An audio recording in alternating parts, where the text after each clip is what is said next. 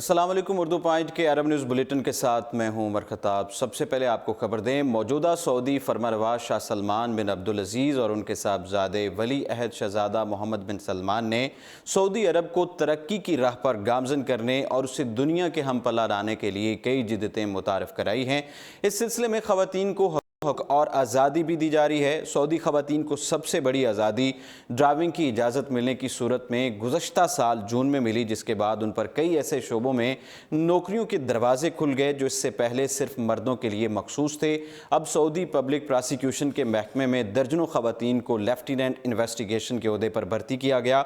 इन ख़वातीन को 1 साल का कोर्स करवाया जा रहा है, जिस दौरान उन्हें जराइम के सुराग और तहकीक के अलावा मुजरमों की नफ्सियात से वाकफियत से मुतालिक तालीम भी दी जाएगी। इस सिलसिले में पब्लिक प्रोसिक्यूटर शेख सऊद अल मौजिब ने भर्ती की जाने वाली ख़वातीन से पब्लिक प्रोसिक्यूशन के हेड ऑफिस में मुलाकात की, जहां उन्होंने मुंतखब होने वाली ख़वातीन को मुबारकबाद देते हुए कहा कि सऊदी ख़वातीन हर मैदान में अपनी सलाहियतों का लोहा मनवा रही हैं।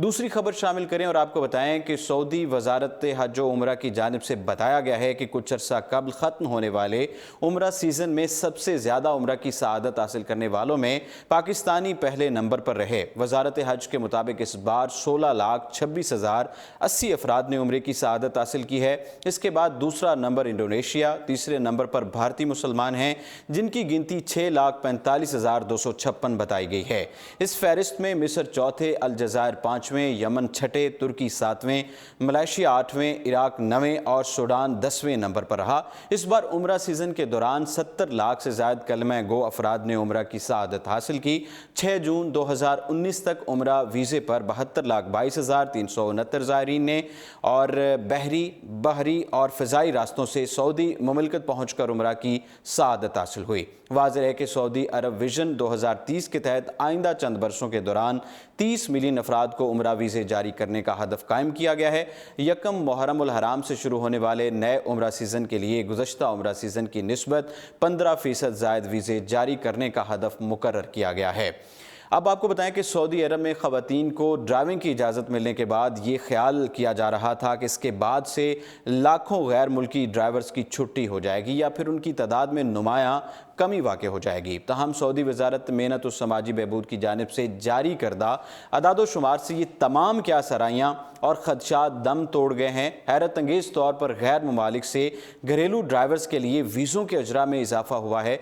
वजारत मेहनत की जानिब से बताया गया है कि 2019 की पहली समाई के दौरान हर माह औसतन 50,000 वीज़े घरेलू ड्राइवर्स के शोबे में जारी किए गए हैं। सबसे ज़्यादा वीज़े बांग्लादेश के लिए जारी किए गए, जहाँ से 64,000 घरेलू ड्राइवर और मुलाजमीन मंगवाए गए।